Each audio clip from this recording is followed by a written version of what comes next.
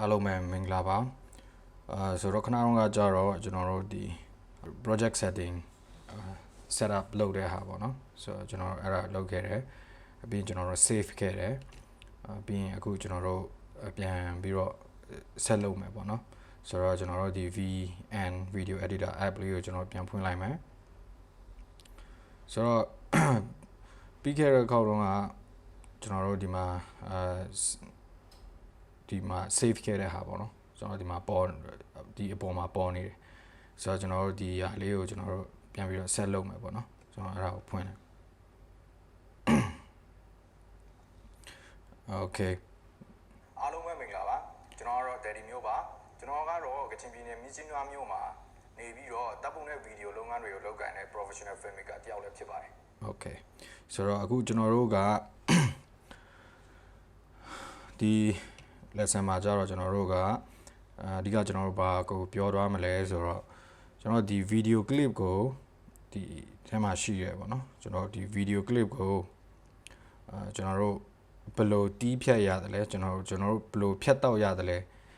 ဆိုတဲ့ဟာကိုကျွန်တော်ပြောပြသွားမယ်ပေါ့နော်ဒီကျွန်တော်တို့ဒီအောက်ဆုံး line ကဒီကျွန်တော်တို့ video clip ထည့်တဲ့ဒီ timeline ထဲမှာပေါ့နော်ကျွန်တော်တို့ video တွေကိုကျွန်တော်တို့ဘယ်လိုဖြတ်တောက်မလဲပြီးရင်ကျွန်တော်တို့ဘယ်လိုရွှေ့မလဲအရွှေ့ပြောင်းကျွန်တော်တို့ဘယ်လိုလုပ်မလဲကျွန်တော်နောက် video clip တွေကျွန်တော်တို့ဘယ်လိုပြန်ထည့်မလဲဆိုတဲ့ဟာပေါ့နော်ဆိုတော့အခုကျွန်တော်တို့ဒီရွေးလိုက်ပြီးကျွန်တော်တို့ဒီ video clip တစ်ခုပေါ့နော်ဆိုတော့လောလောဆယ်ဒီတစ်ခုကိုကျွန်တော်ရွေးလိုက်တယ်ဒါကတော့ကျွန်တော်စကားပြောထားတဲ့ video ပေါ့နော်ဆိုတော့အဲ့ထဲကနေကျွန်တော်မလိုချင်တဲ့အားတွေကိုကျွန်တော်ဖြတ်ထုတ်လိုက်မယ်ကျွန်တော်လိုချင်တဲ့အပိုင်းကိုပဲကျွန်တော်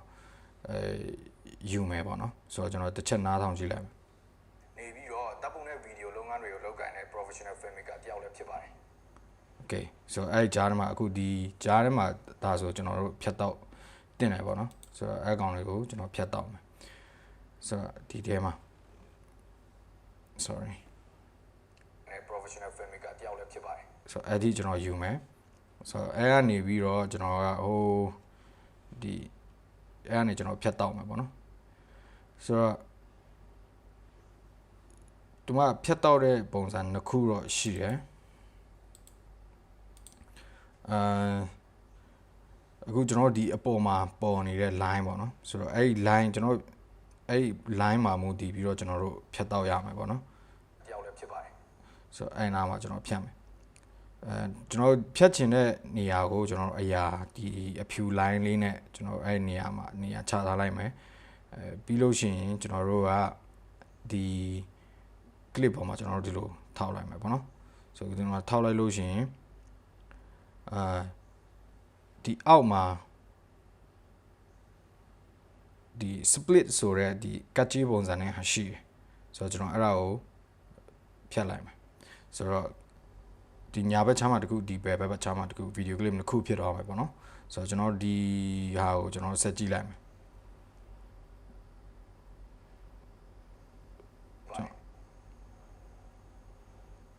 ဆိုတော့ကျွန်တော်ဒီမှာအများကြီးပဲပေါ့နော်ကျွန်တော်ဖြတ်ရမယ်ဟာကျွန်တော်ဘယ်ကနေပြန်စပြောသလဲဆိုတဲ့ဟာပေါ့နော် Okay ဒီနားလောက်ထင်တယ် Okay ကျွန်တော်ဒီနားလောက်ပေါ့နော် mobile phone ကို Okay ဒီနားလောက်ပေါ့ဒီနားလောက်ကိုကျွန်တော်နောက်တစ်ခုပြန်ဖြတ်လိုက်မယ် Okay ဆိုတော့ကျွန်တော်အဲ့ဆိုရင်ကျွန်တော် video clip 3ခုဖြစ်သွားပြီပေါ့နော်ဒီမှာဒီအလဲကဟာအလဲပိုင်းကကျွန်တော်မလိုချင်တဲ့ဟာပေါ့ကျွန်တော်မလိုချင်တဲ့ဟာဆိုလို့ရှိရင်ကျွန်တော်ဘယ်လိုလုပ်မလဲဆိုတော့ကျွန်တော်အဲ့ဒါကိုဖြတ်လိုက်ဆိုတော့ကျွန်တော်ဒီမှာတောက်လိုက်မယ်ပြီးရင်ကျွန်တော်ဒီအောက်ဆုံးဒီနားမှာကျွန်တော် delete ဆိုတဲ့ button လေးရှိတယ်ဆိုတော့ကျွန်တော်အဲ့ဒါကိုလုပ်လိုက်ဆိုတော့ပြတ်သွားပြီပေါ့နော်ရန်လွယ်ရပေါ့နော်ဆိုတော့ကျွန်တော်အဲ့ဒါလေးကိုကျွန်တော်ဒီဖြတ်ထားတဲ့အားကိုပြန်ဆက်ကြည့်လိုက်တွေကိုလုပ်ကိုင်တဲ့ professional filmmaker တယောက်လည်းဖြစ်ပါတယ် mobile phone ကို Okay ဆိုတော့အဲ့လောက်ထိမရသေးဆိုတော့အဲ့လောက်ကျွန်တော်တစ်ခေါက်ပြန်ဖြတ်မယ်ပေါ့နော်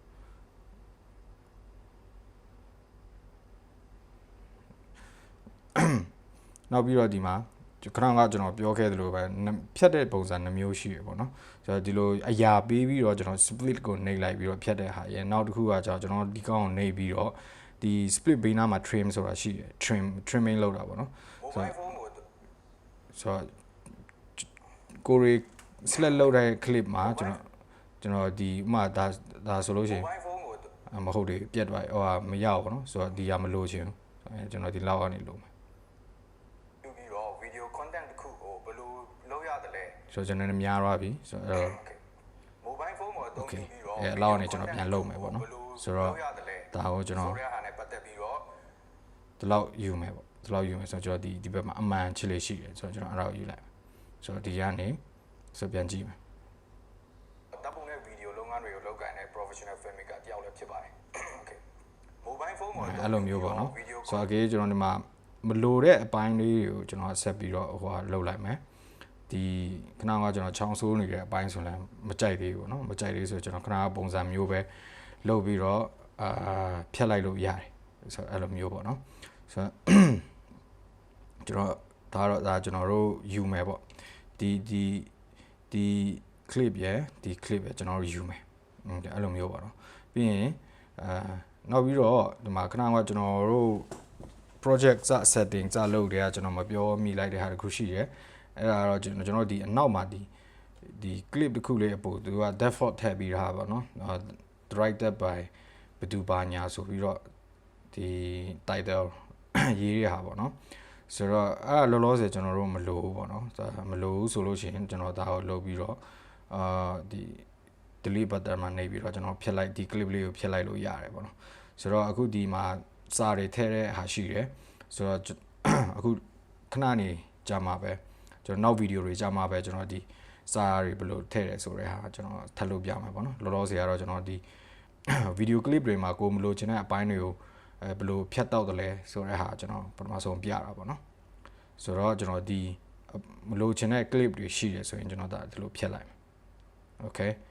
ဆိုတော့အခုကျွန်တော်ဒီမှာယူထားတဲ့ clip နှစ်ခုရှိမယ်ဆိုတော့ဒီနှစ်ခုယူမယ်လို့ကျွန်တော်သတ်မှတ်ထားမယ်ပေါ့နော်ဆိုတော့ဒီမှာနောက်ကျွန်တော် clip တစ်ခုထပ်ထည့်ခြင်းသေးတယ်ကျွန်တော်တို့ဒီကျွန်တော် gallery မှာရှိတယ်ကျွန်တော်တို့ editing လုပ်ဖို့အတွက်ပြင်ဆင်ထားတဲ့ဟာပေါ့နော်ဆိုတော့ဆိုရင်ကျွန်တော်ဒီအနောက် button လေးမှာကျွန်တော်နှိပ်လိုက်ဆိုတော့ဒီအောက်မှာအဲ့လိုနှိပ်လိုက်လို့ရှိရင် material ဆိုတာရှိတယ် subtitle ဆိုတာရှိတယ်ဒီလို video photo ဆိုတာရှိတယ်ဆိုတော့ဒီ material နဲ့ subtitle ကိုခဏထားအောင်ပေါ့နော်ကျွန်တော်ပြီးကြမှာပြန်ပြောပြမယ်ဒီ